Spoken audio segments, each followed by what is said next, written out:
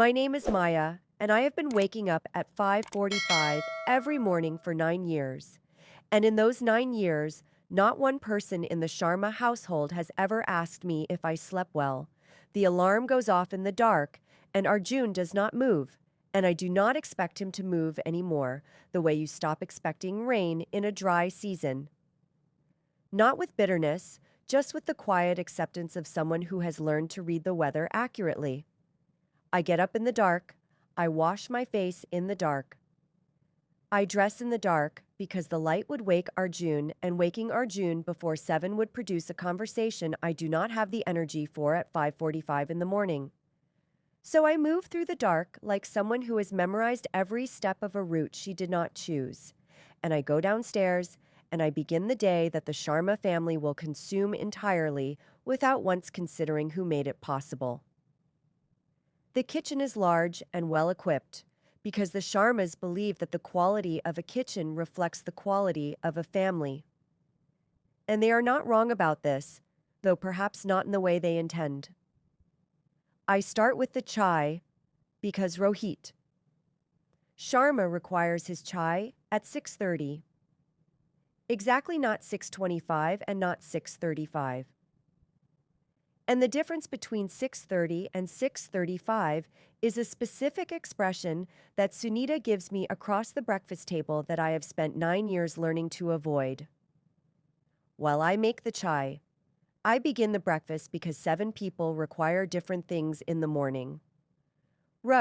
He requires his chai and 2 specific biscuits that must be arranged on the saucer in a particular way. Sunita requires green tea and fruit that must be cut. Not served whole, because serving fruit whole, she once told me, is something that is done in households that do not know better. The children require things that change daily depending on what their school friends have told them is currently acceptable. And Arjun requires whatever is easiest because Arjun has the specific quality of a man who has never had to think about what he eats in the morning and does not intend to start. And then there is Priya. Priya requires whatever she wants whenever she wakes up, which is never before 9:30. And the breakfast I have made and cleared and washed up before she appears downstairs is simply remade or supplemented according to her mood. And this is not discussed. It is simply the condition of Priya's existence in the Sharma household, and therefore the condition of mine.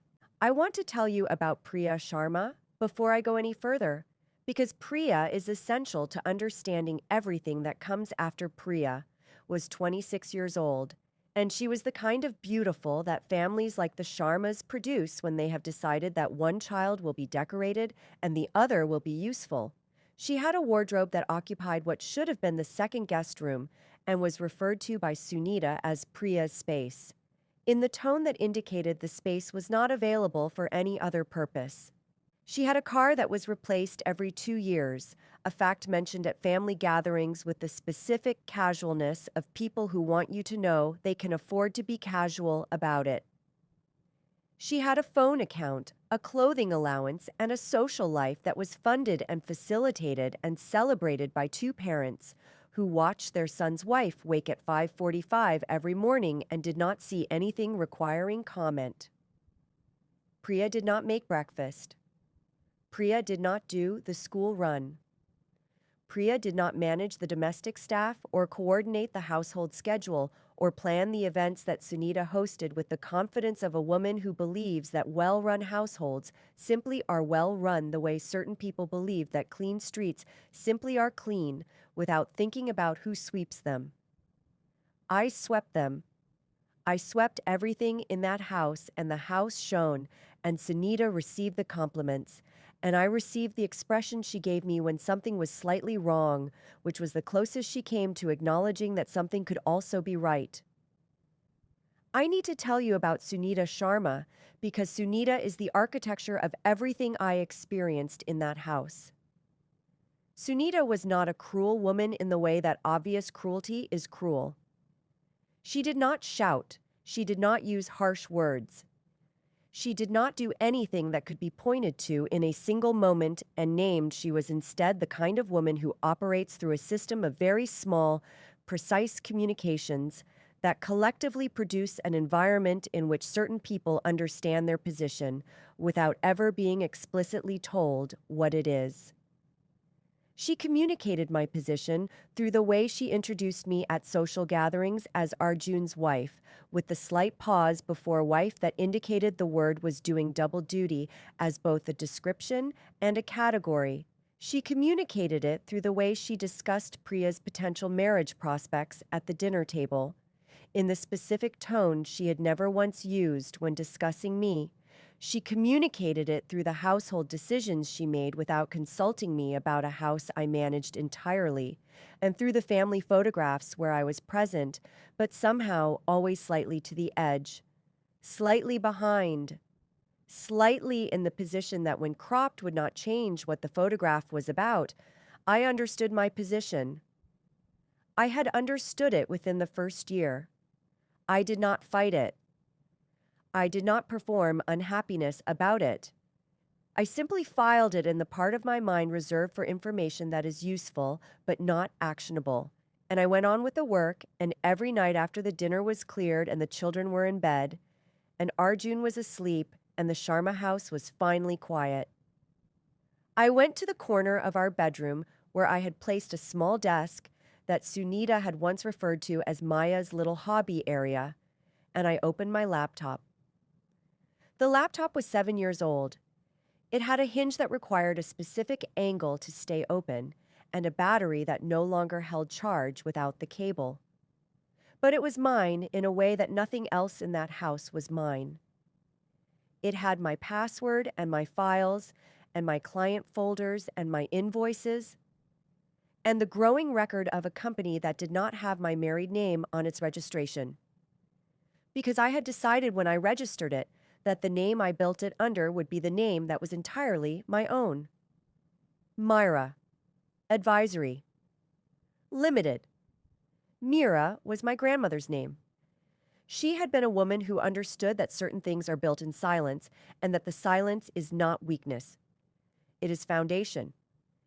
In the first year, I had 3 clients. By the second year, 7. By the third year, I had registered the company, and by the time I sat at that desk on the night I need to tell you about Mira.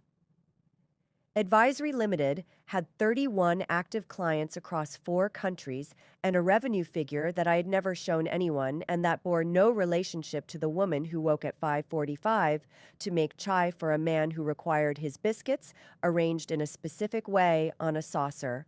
And I want you to hold that in your mind as I tell you the rest of this story, because everything that comes next begins with a number on a screen at 1:15 in the morning, while the Sharma house slept and had no idea what was growing in the dark. The wedding preparations for Priya Sharma began on a Tuesday morning in March, when Sunita placed a leather-bound notebook on the kitchen table in front of me and said, "Maya, you will manage the arrangements," and then walked out of the room without waiting for my response. Because in the Sharma household, my response to an instruction was not a required component of the instruction. The notebook contained 47 pages of requirements written in Sunita's precise handwriting. Venues, caterers, florists, invitation designers, jewelry, appointment, schedules, transportation arrangements, guest accommodation, logistics, and a budget that I read twice, because the number required reading twice. $400,000 for a wedding for a woman who had never once carried her own plate to the kitchen sink, and the notebook was handed to me. Not to an event planner, not to a professional coordinator, but to the woman who also woke at 5:45 and made the chai and did the school run and managed the domestic staff. Because in Sunita's architecture, I was the staff, and the staff could be asked to do anything that needed doing without the complication of payment or acknowledgement or the basic professional courtesy of being asked rather than instructed. I managed those preparations for 7 months. I made 412 phone calls. I attended 31 vendor meetings. I resolved 17 scheduling conflicts. I coordinated the transportation of guests from 6 different cities. and I built a wedding that was written about in 2 society publications, both of which quoted Sunita Sharma extensively about her vision and her attention to detail and her dedication to making her daughter's day perfect. During those same 7 months, Mira Advisory Limited crossed a threshold I had been working toward for 3 years in the second week of April on a Thursday evening while I was simultaneously confirming the floral delivery schedule for Priya's engagement ceremony. I received an email from our Singapore client that contained a contract value that made me sit very still for a moment in the corner of my bedroom at the small desk, with the laptop at its specific angle. The contract was for an 18-month financial strategy engagement with a technology firm that was expanding across Southeast Asia. The value of that single contract exceeded the total revenue Mira had generated in its entire first 2 years of operation. I read the email 3 times. I sent a professional acknowledgement. I closed the laptop. I went downstairs and confirmed the floral delivery schedule, and then I came back upstairs and I sat at the desk again. And I looked at the number and I thought about the notebook with 47 pages of someone else's requirements. And I thought about the 400 phone calls and the 31 vendor meetings and the word payment, which had never appeared in any conversation about any of it. And I felt something settle in me that was not quite anger and not quite satisfaction, but something that lived precisely between the two and required no immediate action.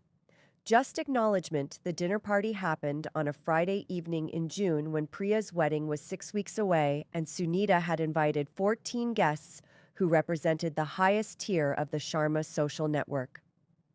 The kind of people who assess a room when they enter it and file everything they observe into categories that determine future invitations. I had cooked for 11 hours that day. The menu was Sunita's selection prepared by my hands. And it was at this dinner that the fish arrived at the table, and one of the guests, a woman named Mrs. Kapoor, made a comment about the seasoning, and Sunita looked at me from the end of the table with the expression I knew precisely, and said, "Maya, the fish is over-salted," and the table went quiet in the specific way that tables go quiet when a public correction has been delivered, and everyone is deciding whether to witness it or look away. And Sunita continued in the same tone she used for all her small, precise communications. She said, "When we have guests of this level, the cooking must be beyond reproach." And I stood at the edge of the dining room in the house I managed entirely, and I received this in front of 14 people. And I said, "Yes, Sunita." I apologized and I returned to the kitchen and I stood at the counter and my phone vibrated with a message from my Singapore contact confirming the contract signing scheduled for Monday morning. And I looked at that message for a moment and then I put the phone in my pocket and I finished the service and I cleared the table and I washed the dishes and I did not say another word about the fish or about anything else that evening. Our wedding anniversary is the 14th of August. Arjun forgot it for the 4th consecutive year. But this year the forgetting had a specific shape that the previous forgettings had not on the 14th of August. Arjun came home with a bag from a jewelry store that I recognized immediately because I had been to that store 11 times in the past 7 months, coordinating pieces for Priya's wedding. Trousseau, the bag contained a diamond bracelet. The receipt, which I saw because Arjun left it on the bedroom table, was for $8,000 and it was made out as a gift. And the gift was for Priya because her birthday was the following week and Arjun had remembered his sister's birthday with $8,000 of diamonds. In the same week, he had forgotten 11 years of marriage. And I put the receipt back on the table exactly where I found it. And I went to my desk, and I opened the laptop, and I worked until 2 in the morning. And I did not mention the anniversary, and Arjun did not mention it either. And the silence between us had long since stopped being painful and had become simply the accurate description of what we were. It was in September, 3 weeks before Priya's wedding, that I found the Sharma family business accounts. And I want to be precise about how this happened because it was not deliberate. It was the specific accident of being the person who manages everything in a household where financial documents are left in places that the people who should be managing them do not think to secure. Rohit had left a printed quarterly report on the kitchen table beneath a stack of mail. I moved the mail. I saw the report. I looked at the numbers. A 14% revenue decline across 3 consecutive quarters.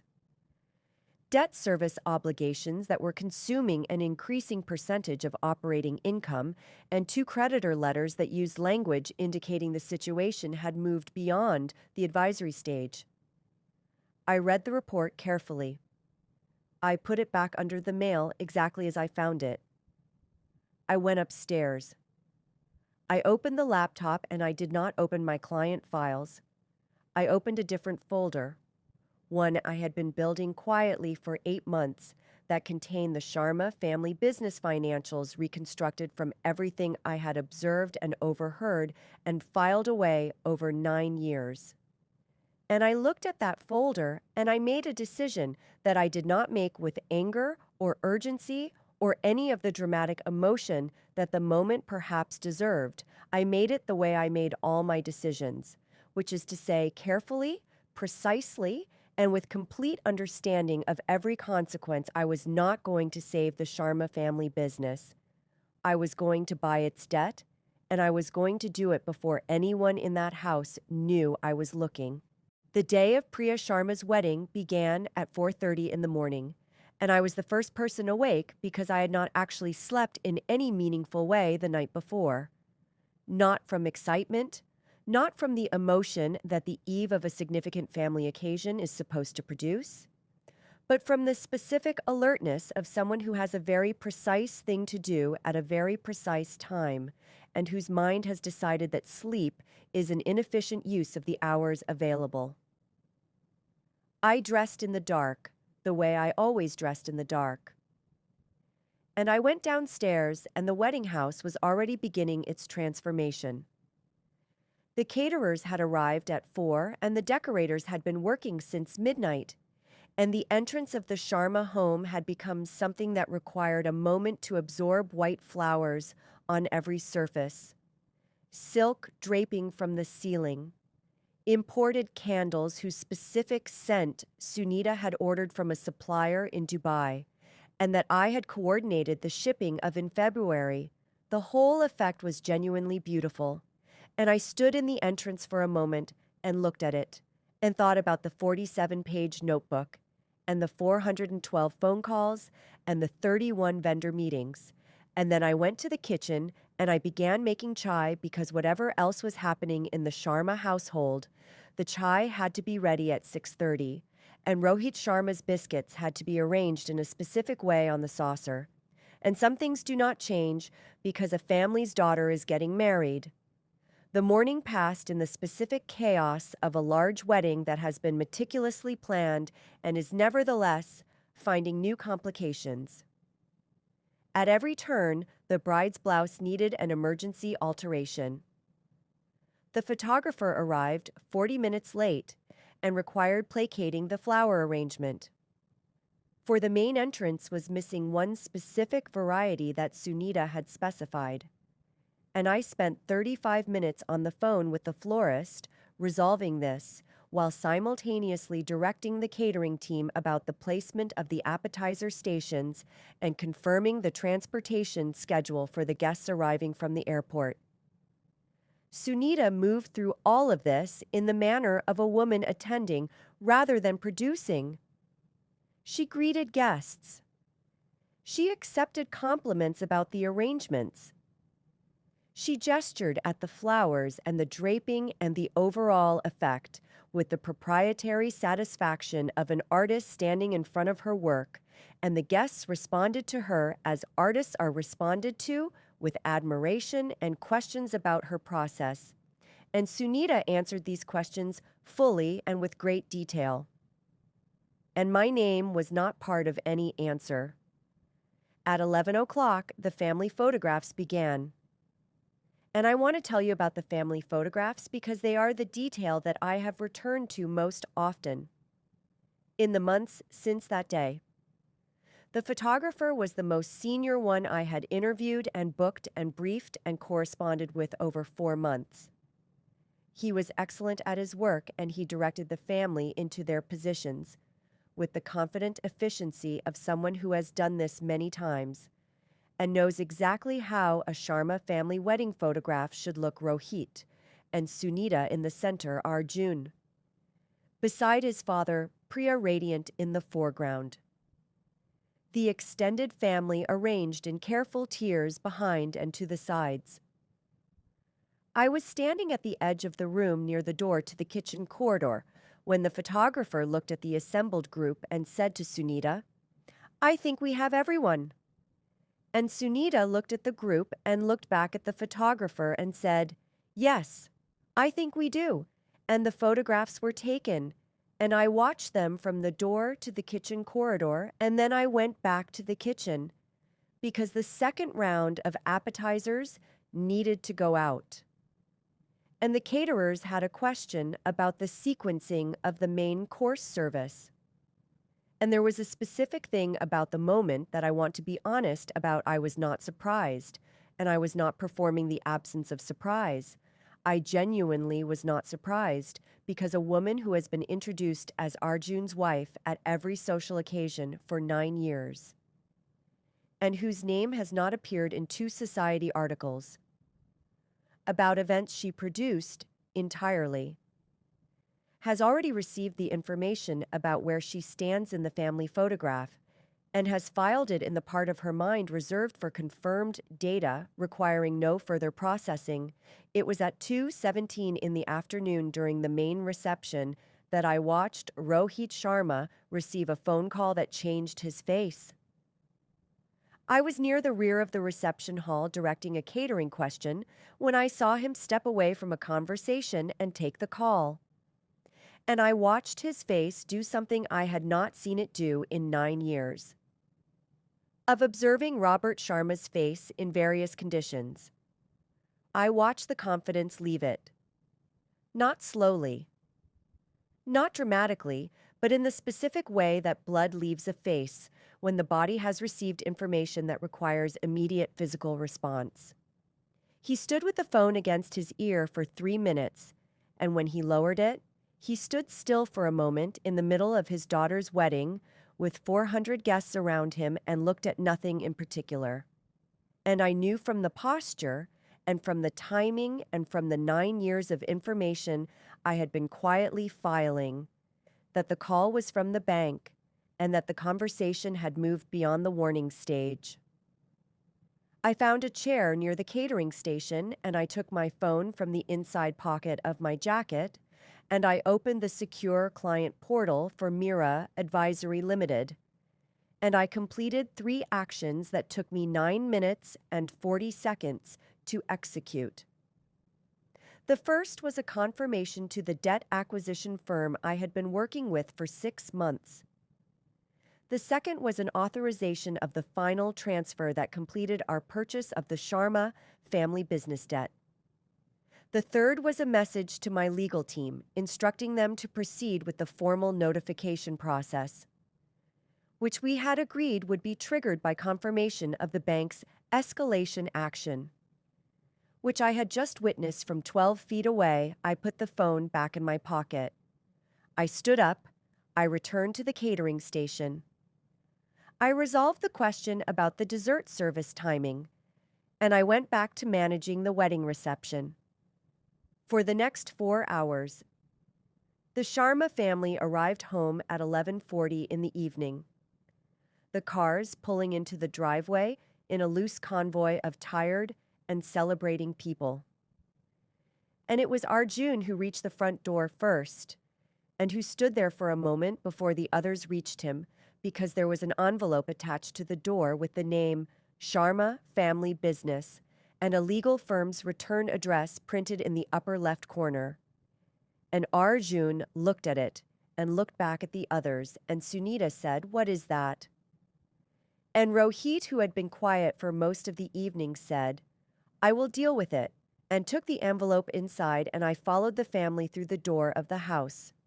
I managed and had managed for 9 years, and I went upstairs, and I sat at my desk, and I opened the laptop, and I looked at the confirmation screen that was still open from this afternoon, and I closed it quietly, and I went to bed, and I slept very well. The morning after Priya's wedding, the Sharma house looked the way all houses look after an event that consumed everything. Which is to say, it looked like the event had happened and then left, without cleaning up after itself the white flowers that had cost $4,000 and that I had spent 3 weeks sourcing from 2 different suppliers were wilting in their arrangements along the entrance corridor. The silk draping that I had coordinated with the decorator over 6 planning meetings hung slightly looser than it had the night before. The candles from Dubai had burned to their bases and left their expensive scent fading into something that smelled less like intention and more like aftermath. The catering team had cleared the main reception areas the previous night, but the family room still held the residue of a celebration that had cost $400,000 and that had ended with a legal envelope attached to the front door, and I stood in the kitchen at 5:45. And I made the chai, and I arranged Rohit's biscuits on the saucer, and I did this not from habit and not from the specific defeated automation of someone who does not know how to stop, but from a decision I had made at my desk the previous night, which was that this morning would look exactly like every other morning until the moment it didn't, and that the difference between this morning and every other morning would not be announced in advance. Rohit came downstairs at 6:20, and he looked like a man who had not slept and who had spent the hours. He should have been sleeping doing the arithmetic of a situation whose numbers did not improve, regardless of how many times he ran them. He sat at the kitchen table, and he looked at the chai, and he looked at the biscuits arranged in their specific way on the saucer. And something about the normalcy of the arrangement seemed to make the situation worse rather than better. Because his face did the thing it had done at 2:17 yesterday afternoon, when the phone call arrived and he sat with both hands flat on the table and said nothing. Sunita came downstairs at 7, and she was in the mode I had observed her enter whenever the Sharma household faced a situation that threatened her sense of order, which was to say she was generating tasks the way a pressured system generates heat rapidly and in all directions. She looked at the wilting flowers in the entrance, and she looked at the residual disorder in the family rooms, and she looked at me and she said, "Maya, the house needs to be restored today. All of this needs to be cleared before anyone sees it." And then she sat down next to Rohit and lowered her voice and began a conversation that was not intended for me and that I was intended to be too busy clearing wedding remnants to overhear. But I was not clearing wedding remnants. I was standing at the kitchen counter and I was listening. And what I heard was Sunita saying to Rohit, "Who is Mira Advisory?" And Rohit saying, "I don't know, I have never heard of them." And Sunita saying, "How can you not know who holds your debt?" And Rohit saying, "Because it was packaged with 3 other accounts and sold through a firm in Singapore." And Sunita saying, "We'll find out who they are." And Rohit saying, "I have a meeting at the office at 11.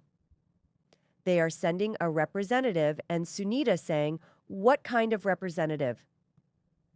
And Rohit saying their CEO, and the word CEO landed on the kitchen table between them with the specific weight of a word that means the situation is not at the preliminary stage.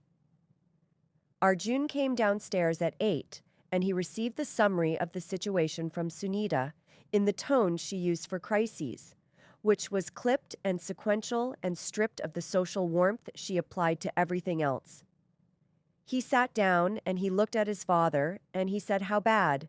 And Rohit said, "Bad enough." And Arjun said, "What do we do?" And Rohit said, "We go to the meeting and we find out what they want." And Arjun said, and Rohit said, "And then we negotiate." And the word negotiate from a man sitting at a table with his biscuits in their specific arrangement, while his business was in the hands of an unknown entity, had a quality that made me turn toward the kitchen window so that my face was not visible to the room.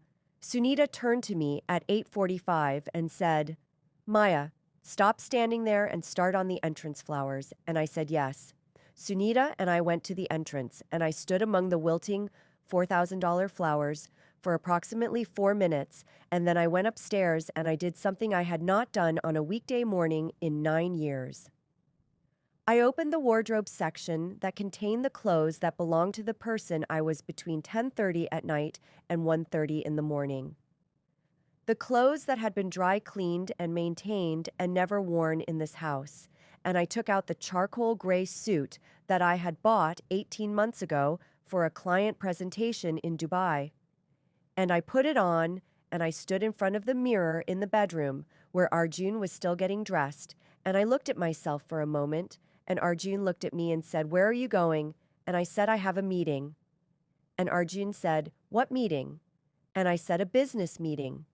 And Arjun looked at me the way people look at something that does not fit the category they have assigned it to. And he said, "Today?" And I said, "Yes, today." And I picked up the bag that contained my laptop and my documents and the folder that had been building for 8 months, and I went downstairs and I walked through the kitchen where Sunita was still talking to Rohit about the meeting and the entrance where the wilting flowers were waiting for someone to clear them, and I opened the front door of the house I had managed for 9 years, and I walked out without telling anyone where I was going. And I drove to the Sharma family business office, and I arrived at 10:50, and I told the receptionist my name, and she checked her screen and looked up and said, "The boardroom is on the 3rd floor, and they are expecting you."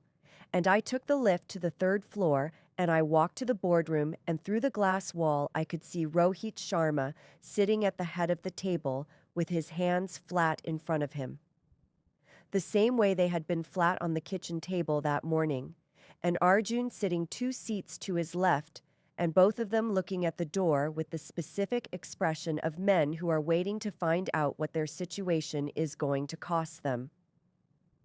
And I opened the door and I walked in, and Rohit Sharma looked at me and the color left his face completely, and Arjun said, "Maya," and I sat down at the opposite end of the table, and I opened my folder and I said, "Good morning."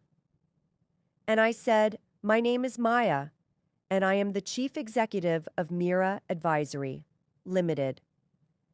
And I believe we have some things to discuss." The boardroom was quiet for a long time after I sat down, and I let it be quiet, because I have never been someone who fills silence with noise, and because the silence was doing useful work, and I understood that. And so I opened my folder, and I arranged my documents in the order I had decided on the previous evening at my desk in the corner of the bedroom, while the Sharma house slept, and I did not look up while I did this, because I did not need to look up to know what was happening on the other side of the table. I had spent 9 years learning to read the Sharma family from the peripheral information available to someone who is present in a room but not considered a participant in it. And what the peripheral information was telling me now was that Rohit Sharma had not moved since I walked through the door, and that Arjun had moved too much, shifting in his chair twice, and then going still in the way. People go still when they cannot decide which response to a situation is the correct one and have defaulted to waiting for more data. It was Arjun who spoke first. Which did not surprise me. Arjun had always preferred to speak before he had finished thinking, and the results of this preference had defined most of the significant moments of our marriage. He said, "Maya, what are you doing here?" And I looked up from my folder and I looked at my husband across the boardroom table of his family's business, and I said, "I have a 10 o'clock meeting with the principals of Sharma Manufacturing regarding the debt position of the company. And I am the 10 o'clock meeting." And Arjun said, "This is not funny." And I said, "I agree. It is not. And I looked back at my documents, and Arjun said, "I want you to go home." And the word home landed in the room with the specific sound of a word being used as an instrument of authority. And I looked up again and I said, "Arjun, I am the chief executive officer of the firm that holds the controlling debt position of your family's business, and I am here in that capacity. And if you would like to continue this meeting, I suggest you allow it to proceed professionally. And if you would not like to continue this meeting, you are welcome to leave, and we can proceed with your father, who is listed as the primary principal on all relevant documentation." And Arjun looked at his father and Rohit Sharma, looked at me, and Rohit said, "Let her speak."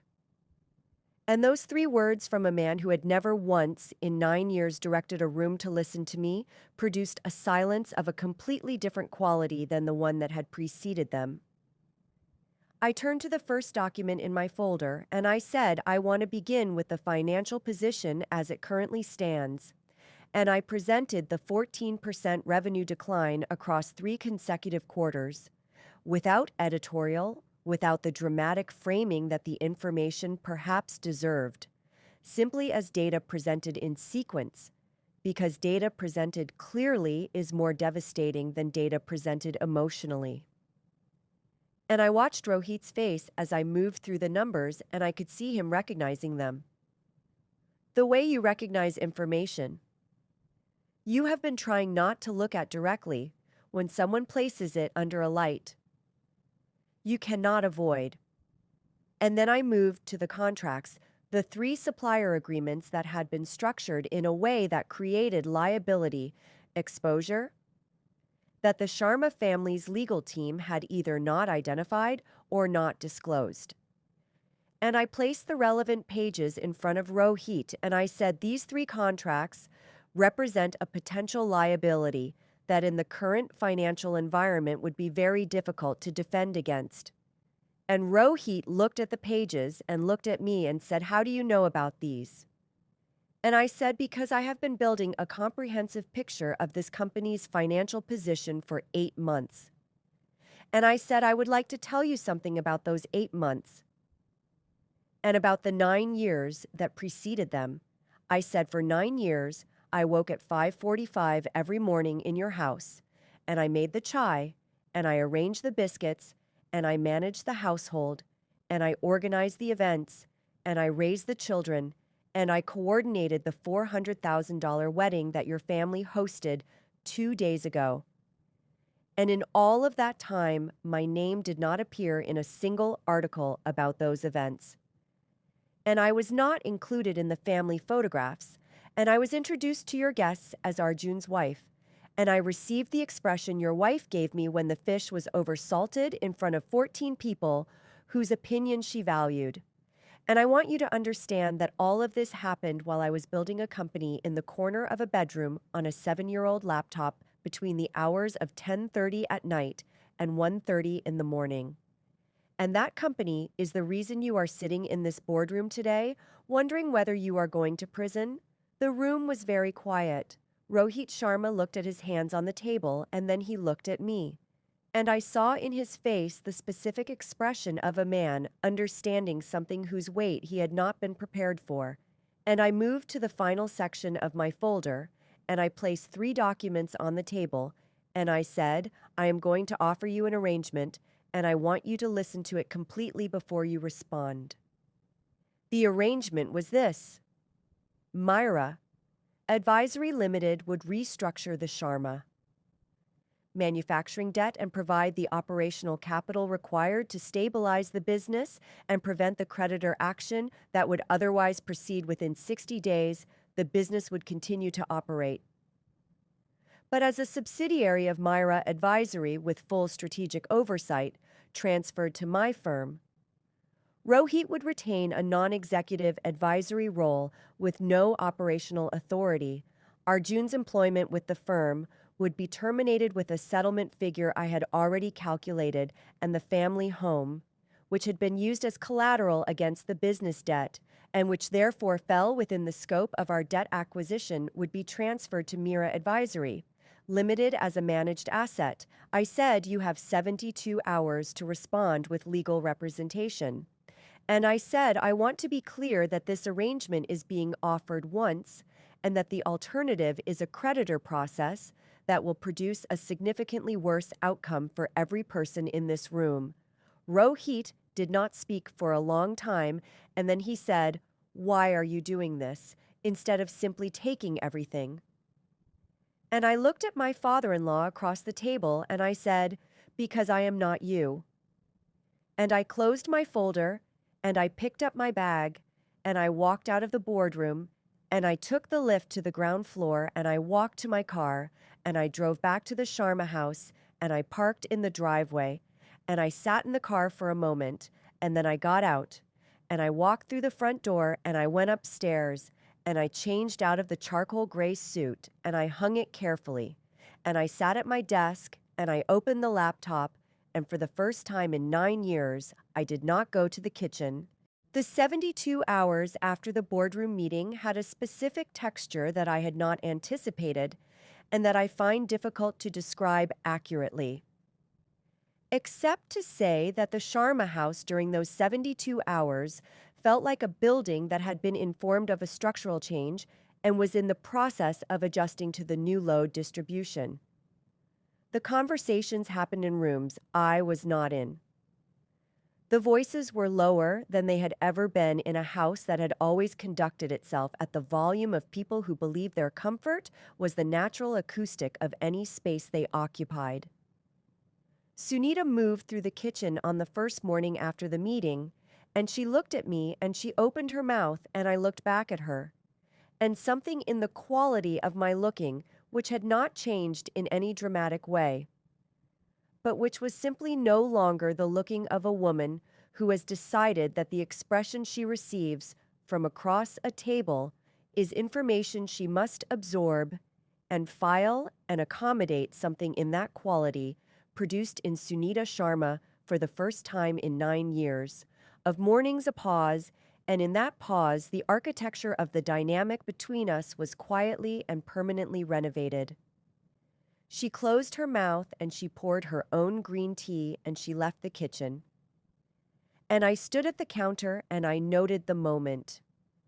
Not with triumph, not with the performed satisfaction of a scene that has been building toward this and has arrived, but simply as data confirming what the boardroom had already established, which is that power does not require announcement. It requires only clarity. And I had finally stopped being unclear. Rohit called his lawyer on the first day, and Arjun called a different lawyer on the second day. And by the morning of the third day, both lawyers had reviewed the documentation and had separately arrived at the same conclusion, which was that the arrangement I had offered was significantly more favorable than the alternative, and that their clients should sign. And so, on. The third day at 2 in the afternoon, Rohit Sharma and Arjun Sharma sat at the dining room table of the house that was in the process of becoming a managed asset of Mira Advisory Limited. And they signed the documents that I had prepared with my legal team and that my assistant had couriered to the house that morning, and I sat across from them while they signed, not at the edge of the room, not near the door to the kitchen corridor, but at the table. And when Rohit put down the pen after the final signature, he looked at me and he said, "I did not know." And I said, "I know you did not." And he said, "I should have." And I said, "Yes."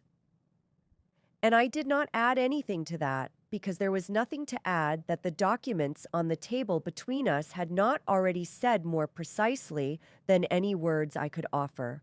Arjun looked at the signed pages for a long time after his father left the room, and then he looked at me and he said, 9 years. And I said, "Yes." And he said, "You were doing all of this." And I said, "Yes." And he said, "In our bedroom." And I said, "In the corner of our bedroom." On a 7-year-old laptop with a hinge that needed a specific angle. And Arjun Sharma, who had forgotten our anniversary 4 years in a row, and who had spent $8,000 on diamonds for his sister, in the week of our 11th anniversary, looked at me with the expression of a man who has just understood the full dimensions of something he was standing inside without ever looking up at the walls. And he said, "I am sorry." Maya and I looked at my husband, and I received his apology the way I received everything. Which is to say, I heard it completely, and I understood its cost, and I filed it in the correct place, which was not the place that changes what comes next, but the place that accurately records what was. And I said, "I know Arjun." And then I stood up and I went upstairs, and I began to pack. I packed for myself, and I packed for the children. And I did it with the same methodical attention I had brought to the 47-page notebook and the 412 phone calls and the 31 vendor meetings. Except that this packing was not for someone else's occasion. It was for mine. I took the things that were mine, which was more than it might have appeared, because I had been quietly and legally and thoroughly documenting what was mine for 8 months. The way I documented everything, and I left the things that were not mine, which required less consideration than Sunita might have expected, because a woman who has been moving through a house in the dark for 9 years knows exactly which things belong to her and which things she was simply maintaining for other people.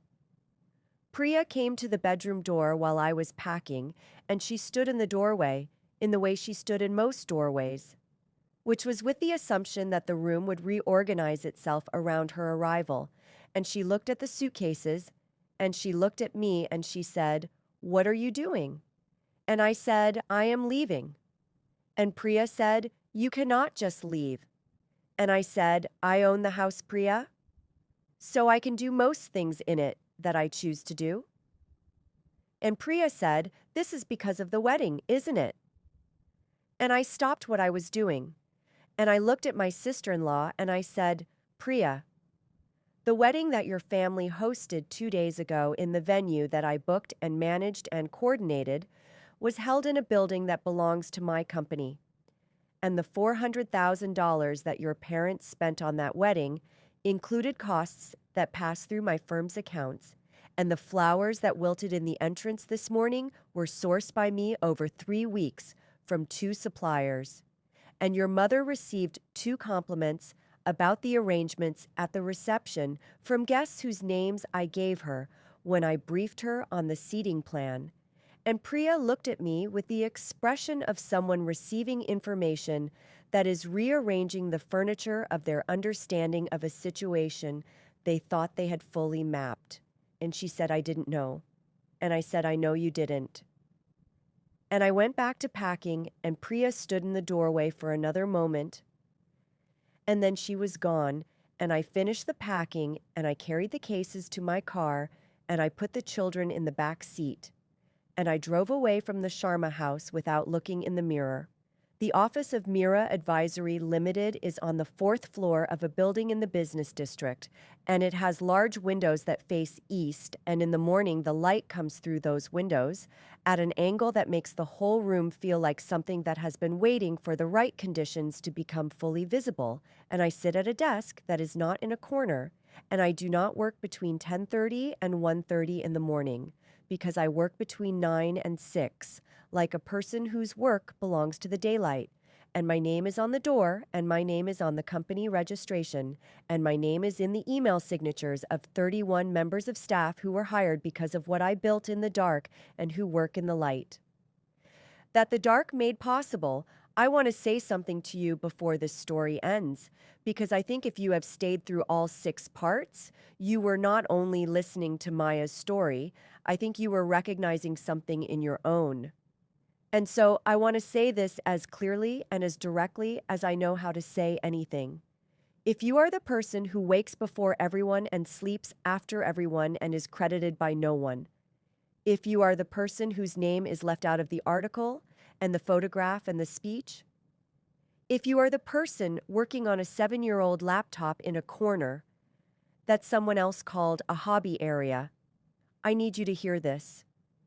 You did not become invisible because you were not worth seeing. You became invisible because you were in a room that had decided what you were before you arrived and had never looked up long enough to find out if they were right. Keep building, keep going, keep the laptop open and the folder growing and the client list expanding, and one morning you will put on the charcoal gray suit and you will walk into a room and you will sit at the head of the table and the people who arranged the biscuits on the saucer in a specific way and accepted the compliments for your flowers and gave you the expression when the fish was oversalted will look at you from the other end of the table and they will finally see what you built while they were looking somewhere else. And it will not undo what was done, and it will not recover what was lost, but it will be real and it will be yours. And no one will ever again be able to introduce you as someone else's anything, because you will have already introduced yourself and the room will already know your name.